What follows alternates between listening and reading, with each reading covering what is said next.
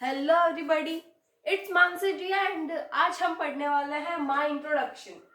खुद के बारे में, खुद के परिचय के बारे में।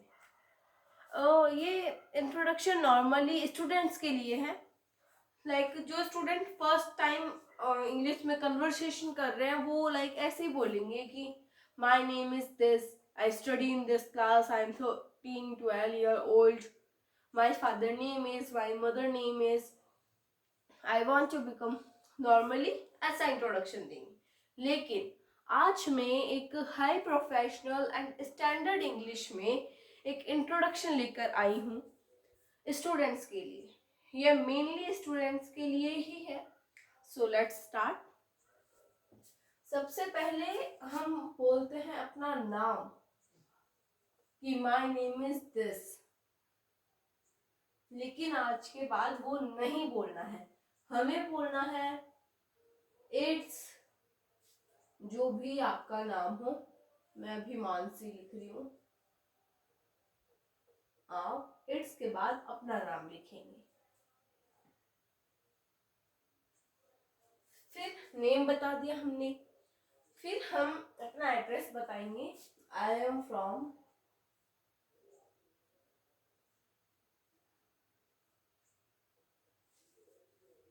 जो भी आपके सिटी का, विलेज का नाम हो वो। फिर हम लिखेंगे आई एम 13 year old। आप कितने साल के हैं? मैं 13 years की हूँ तो मैंने 13 लिखा है। फिर है आप कौन सी क्लास में हो। नॉर्मली हम बोलते हैं कि आई study in class 7, I read in class 7, but नहीं, ऐसा नहीं बोलना है। हमें बोलना है I am in 7th standard, not class, standard.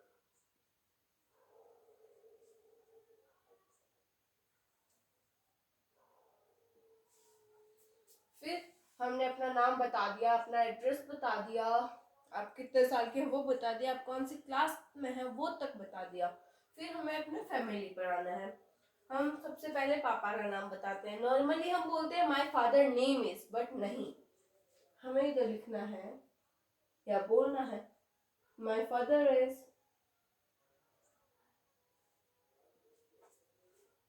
Mister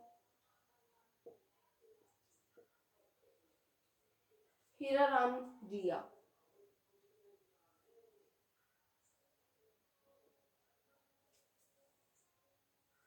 normally सभी लोग इधर जी लगाते हैं, मिस्टर हीराराम जिटिया, बट नहीं, इंग्लिश डिक्शनरी में जी नाम का कोई वर्ड ही नहीं है।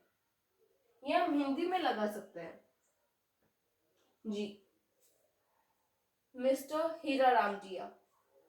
And he is an army officer.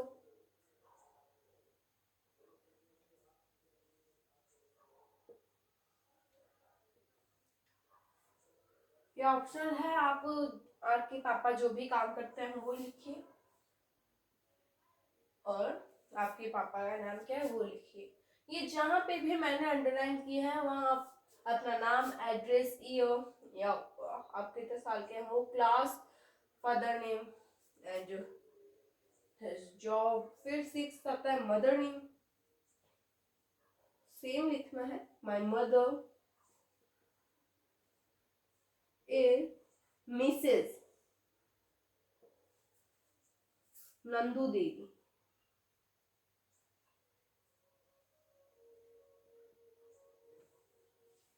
And she is a housewife.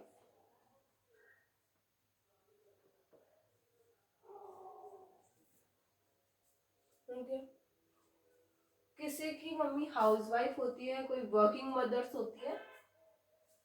फिर है 7th पॉइंट, आपने फैमिली के बारे में बता दिया, आपने ये भी कर दिया, आपके बारे में भी बता दिया, फिर हमें वापस अपने ऊपर आना है। हमें अपने ड्रीम डेस्टिनेशन बतानी है। आपकी ड्रीम डेस्टिनेशन क्या है?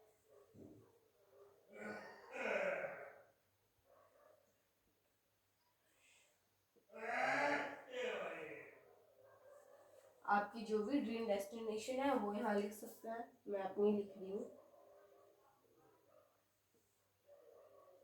केदारनाथ। 8। फिर हमें लिखना है कि आप क्या करना चाहेंगे। I want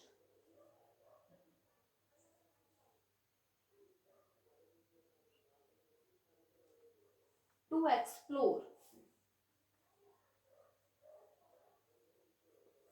many countries.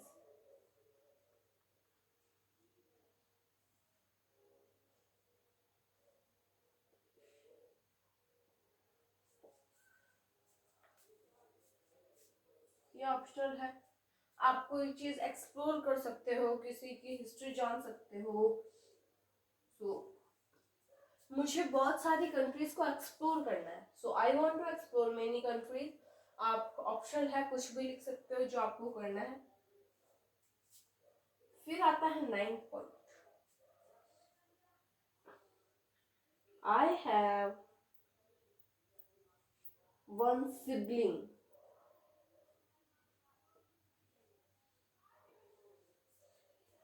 अगर यहाँ आया है आई हैव वन सिबलिंग कि मुझे छोड़कर मेरा एक और भाई या बहन है। अगर आया है तो मैं तो हूं ही, लेकिन मुझे छोड़कर और है। So I have.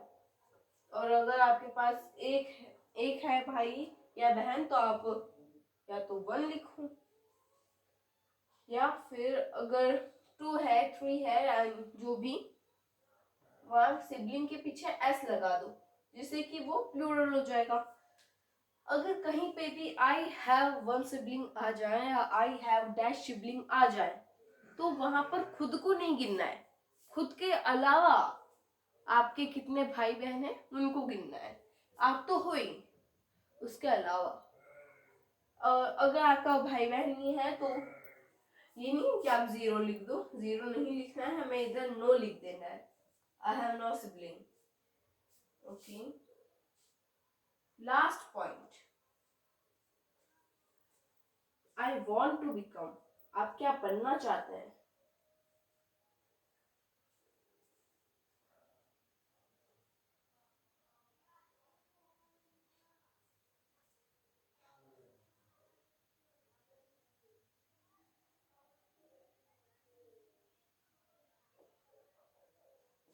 आप जो भी बनना चाहते हैं वो यहाँ लिख सकते हैं।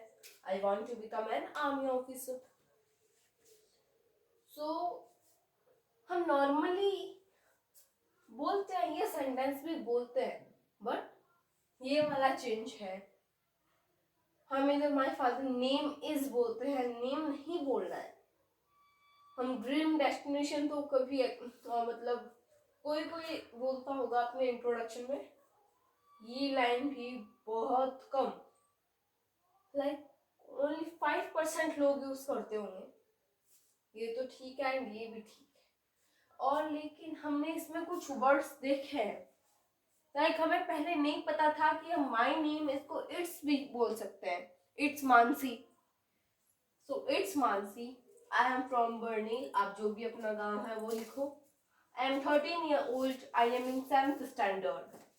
My father is Mr. Hiraram Diya and he is an army officer. My mother is Mrs. Nandu Devi and she is a housewife. My dream destination is Kedarnath. I want to explore many countries. आप जो भी explore करना चाहो, इधर explore का मतलब ये नहीं है कि घूमना। एक्सप्लोर का मतलब है कि मुझे उन कंट्रीज के बारे में थोड़ी नॉलेज हो, उनकी हिस्ट्री पता हो, उनके बारे में जानना। I have one sibling. I want to become an army officer. And फिर आप थैंक यू की जगह यहाँ पे so nice of you, so nice, sweet, या फिर काइंड ऑफ यू। सिचुएशन के हिसाब से हम इन्हें यूज करेंगे। मान लो कि अगर किसी को लग जाती है, आप उसकी मदद कर रहे हो, तो वो आपको बोलेगा सो काइंड ऑफ यू, आप बहुत दयालु हैं।